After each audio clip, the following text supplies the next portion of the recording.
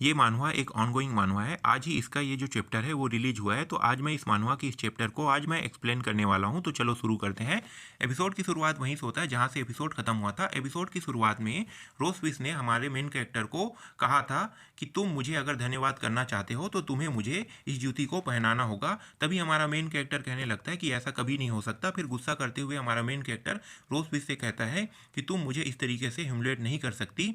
मेरी जो डिग्निटी है इस तरीके से तुम मुझे मेरी डिग्निटी को शर्मसार नहीं कर सकते, क्योंकि हमारा मेन कैरेक्टर जो है वो रोजवीज से कह रहा होता है। तभी रोजवीज जो है वो हमारे मेन कैरेक्टर के चेहरे के ऊपर अपना पैर रख देती है और कहने लगती है कि मैंने अभी तक उस मामले को सेटल नहीं किया है।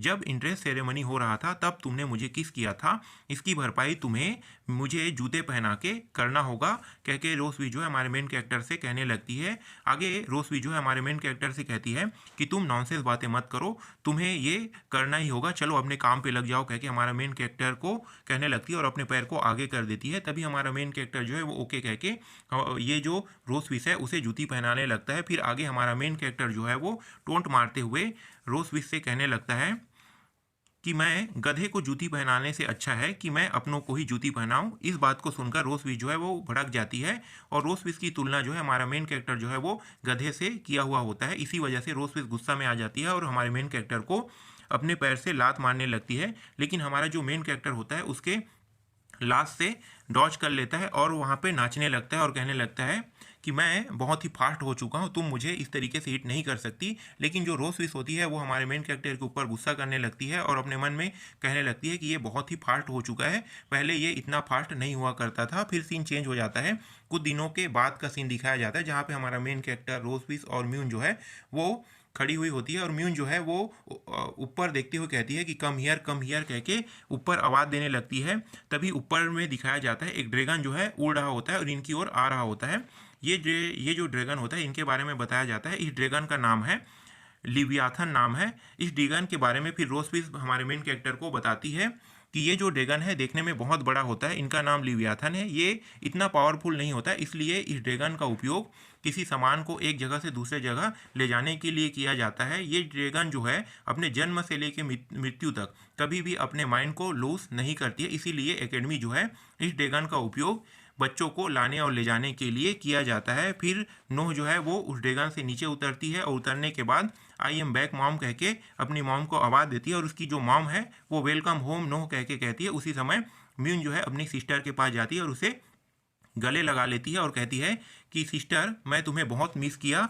फिर हमारे मेन कैरेक्टर को नोह जो है वो देखती है और बा बा बा इस तरीके के शब्द जो है वो शर्माते हुए कहती है, लेकिन हमारे मेन कैरेक्टर को डाइट करके नहीं पुकारती। इस बात से हमारा मेन कैरेक्टर जो है वो थोड़ा सा दुखी हो जाता है और अपने मन में सोचे लगता है कि कभी भी मेरी जो बेटी है वो मुझे कभी भी डाइट कह के नहीं पुकारती है। फिर ये सभी जो है अपने किंगडम की ओर आने लगते हैं और हमारा मेन कैरेक्टर जो है वो नोह से कहने लगता है कि तुम्हारी मदर जो है वो तुम्हारे लिए तुम्हारा फेवरेट डिश बनाई हुई है। फिर जो है वो सीन चेंज हो जाता है और अगले सीन में ये जो पेपर है उनको दिखाया जाता है। इस पेपर में जो नो होती है एल्केमी, मैसनरी, यहाँ तक कि मैजिक, इन सभी में पूरा नंबर पाई हुई होती है और इसे देखकर ये जो म्यून होती है और रोजविश होती है वो मुस्कुरा रही होती है। तभी नो जो है अपनी मदर और अपनी जो बहन है उसे बताते हुए कहती है कि मैं सभी सब्जेक्टों में अच्छी हूँ, लेकिन ये जो एक सब्जेक्ट है जो फिजिकल सब्जेक्ट है इसमें मुझे सिर्फ 95 नंबर मिला हुआ है, इसके लिए मैं आप लोगों से माफ़ी मांगती हूँ कह के नो जो है वो माफ़ी मांगने लगती है। तभी उसकी जो मदर होती है वो कहने लगती है कि तुम्हें माफ़ी मांगने की कोई ज़रूरत नहीं है, तुमने काफ़ी अच्छा नंबर यहाँ पे हासिल किया है। उसी समय म्यून जो है वो अपनी बहन के पास जाती है और कहने लगती है कि तुम जो मदर है वो उन्होंने सही कहा है, म्यून जो है वो तुम्हें हमेशा बेस्ट मानती है कह के म्यून जो है अपनी बहन को सांत्वना दे रही होती है। उसी समय हमारा मेन कैरेक्टर जो है वो जो 95 नंबर पाई हुई होती है उसी पेपर को उठा लेता है और उस पेपर को देखने लगता है। तभी हमारा मेन कैरेक्टर कहता है कि 4 साल और 5 साल के बच्चों के मुकाबले तुम फिजिकल में इतना स्ट्रांग हो ही नहीं सकती, ये तो आम बात है कि तुम इसमें इतना नंबर पाई हुई हो कह के हमारा मेन कैरेक्टर जो है ऐसा ऐसा जो है वो नो को कह रहा होता है। तभी हमारा मेन कैरेक्टर उस पेपर को देखता है और उस पेपर को देखता है और हमारा मेन कैरेक्टर कहता है कि तुमने 10 मैचों में से 9 मैचों में तुमने जीत हासिल किया है, तुम्हारी जो कॉम्बैट स्किल है वो काफ़ी अच्छी है, तुम भले ही फिजिकल में अच्छे नहीं हो, लेकिन तुम स्ट्रेटजी और फाइटिंग में बहुत अच्छे हो, क्योंकि हमारा मेन कैरेक्टर जो है उस पेपर को दिखाते हुए नो से बातें कर रहा होता है। तभी नो जो है वो कहने लगती है कि मैंने मॉम से सुना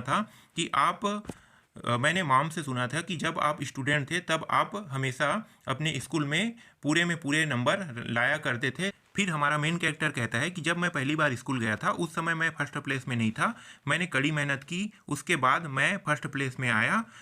तुम भी इसी तरीके से फर्स्ट प्लेस भी हासिल कर सकती हो, कह के ये जो हमारा मेन कैरेक्टर है वो नोह से कह रहा होता है। और नोह जो है वो कहता है कि मैं समझ गई, कह के अपने सिर को हिला देती है। फिर म्यून को दिखाया जाता है। म्यून जो है वो कहने लगती है कि मॉम, डैड जो है वो बहुत ही पावरफुल है, तो क्यों ना आप डैड के साथ फाइट करिए और देखते हैं कि कौन जीतता है। यहीं पे जो एपिसोड है वो ख़त्म हो जाता है।